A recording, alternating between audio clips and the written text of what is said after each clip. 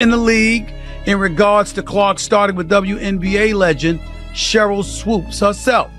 She recently spoke on her podcast, Queens of the Court, and didn't mention the rookie when speaking of Indiana's rise in the standings. Here's what everyone saw: the dirty plays, the tense press conferences, and the obvious attitude from veterans who had played in near-empty arenas for years. But what looked like jealousy on the surface was actually hiding a serious behind-the-scenes rebellion that nearly stopped the entire league in its tracks. Rumors of secret meetings, locker room pressure, and deep resentment toward the new face of the league had been floating around for some time, leaving fans wondering what was really going on off-camera. It was not until analyst Stephen A. Smith broke from his usual script and said the unthinkable out loud that things started to make sense. According to reports and leaked audio, a group of veteran players were so upset about losing the spotlight that they actually threatened to walk out if the rookie kept getting special attention. The level of internal resistance is shocking, especially considering that this one player essentially saved the organization from serious financial trouble. But the jealousy and power struggles run much deeper than a few unhappy veterans. To really understand how a league almost turned on its own biggest asset, you have to go back to where the resentment started. Even before the draft, established players were already appearing on national television with thinly veiled warnings, suggesting the college star would not hold up against professional competition. Fans dismissed it as normal trash talk, but those close to the league knew it was the start of a planned effort to protect the pride of players who had been overlooked their whole careers. The background here matters. For nearly 30 years, women in this league fought an uphill battle against low ratings, poor merchandise numbers, and little public attention. They flew commercial, slept in airports, and played overseas in the off-season just to earn a decent income. They pushed for better pay and marketing for years, and were constantly told the money was not available. Then, a 22-year-old from the Midwest broke every college viewership record and brought a wave of money and attention to the sport overnight. You would expect the veterans to welcome the person who finally changed things. But people do not always react the way logic suggests. When the rookie landed a massive sneaker deal before playing a single professional game, the mood in locker rooms reportedly shifted hard. Players who had spent over a decade earning very little suddenly watched a newcomer take over the market. Rather than benefiting from the moment, they pushed back hard. The league was suddenly receiving more money than ever, which led directly to things like private charter flights, something the veterans had been asking for over 10 years.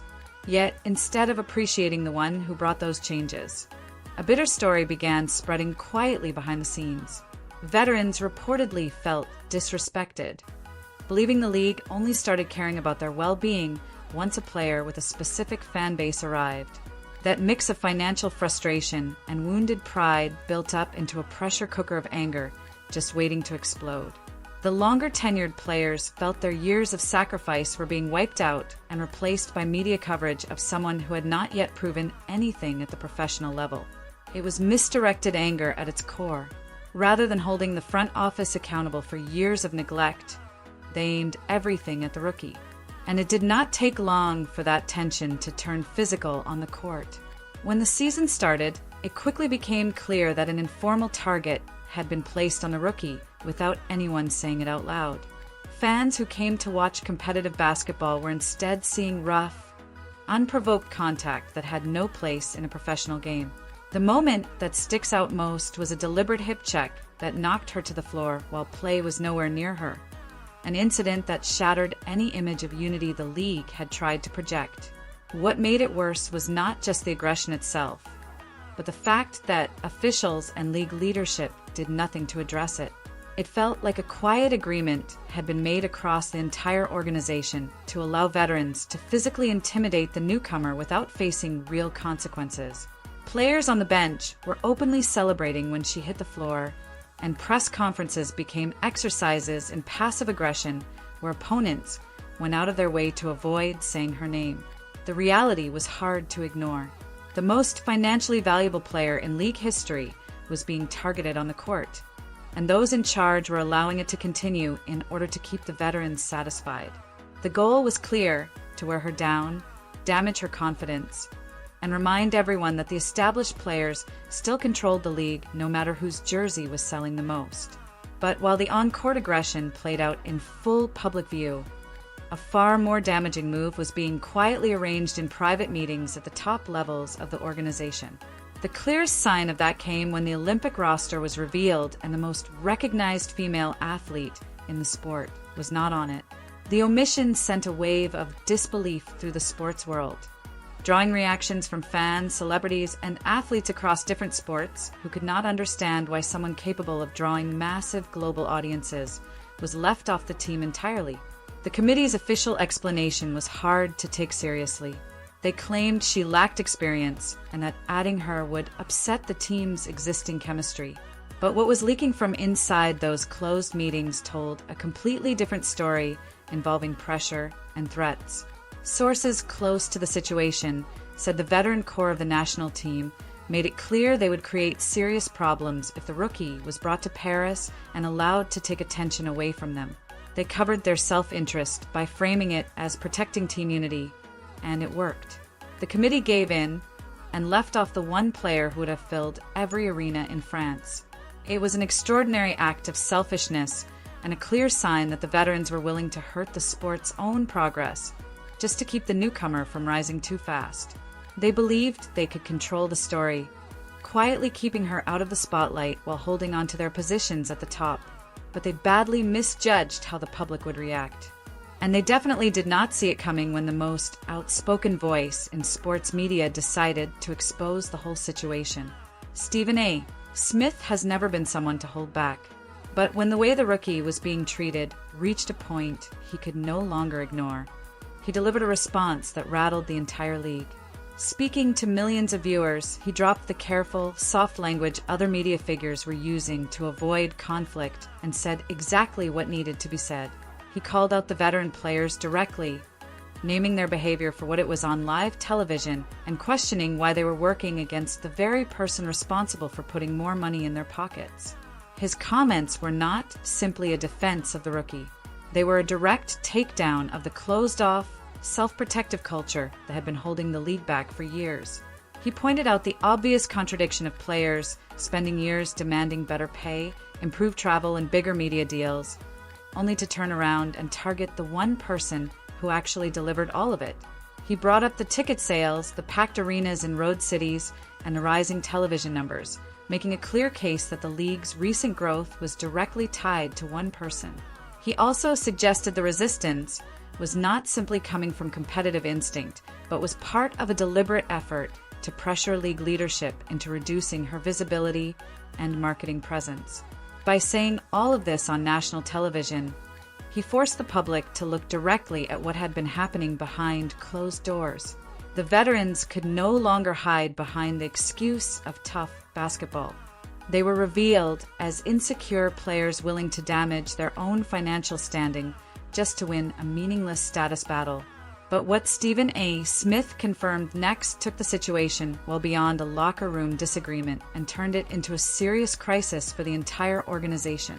The rumors of a large-scale organized response became real when the Players Association announced they were walking away from the current collective bargaining agreement. To the average observer, this appeared to be a routine business move to push for higher wages, now that league revenue had grown significantly from new television contracts. But the timing and the content of privately leaked conversations pointed to something far more calculated. Analysts and insiders began connecting the dots, suggesting the opt-out was being used as a pressure tool in a behind-the-scenes campaign against the rookies' growing dominance. The sentiments that eventually reached the public indicated that a strong group of veterans were furious that the league's promotional focus had narrowed to essentially one player, based on what Stephen A. and a few other reporters brought forward. There were serious threats of a full work stoppage if the league did not shift its marketing approach to give the older players more visibility. The veterans were effectively holding future seasons over the league's head, insisting that the money and attention be spread around based on seniority rather than fan interest. The idea that professional athletes would threaten to shut down their own league at its most successful point in history Simply to push back against a 22-year-old is difficult to understand from any rational business perspective. But the resentment had grown so deep that it overrode all logic, pushing them toward a reckless attempt to reclaim a story that had already moved past them. Their demands included strict limits on how much promotion the rookie received, with requirements that veteran players receive equal time in advertisements, merchandise placements, and major television appearances. They dismissed the basic reality that fans were watching because of one specific person. This was not about improving the league for future players. It was a direct, personal effort to slow down someone they felt had not earned her position. As the threat of a work stoppage hung over the front office, the group opposed to the rookie pushed harder through media channels, using interviews, podcasts, and social platforms to reshape the conversation in their favor. Competing players began making pointed public comments, trying to frame the rookie's popularity as something handed to her rather than earned through genuine ability. They built an informal alliance across multiple teams with one shared goal of convincing the public that the tension surrounding her was undeserved. Some took it further on the court, complaining loudly to referees about minor calls while openly celebrating when teammates delivered hard and questionable contact against the rookie. It became a clear pattern of organized intimidation dressed up as competitive toughness, with select media voices trying to convince viewers that what they were seeing was simply part of the game. The message pushed to fans was that they misunderstood basketball, that the physicality was fair, and that the rookie had to suffer through it to prove herself. The fans did not accept any part of that explanation.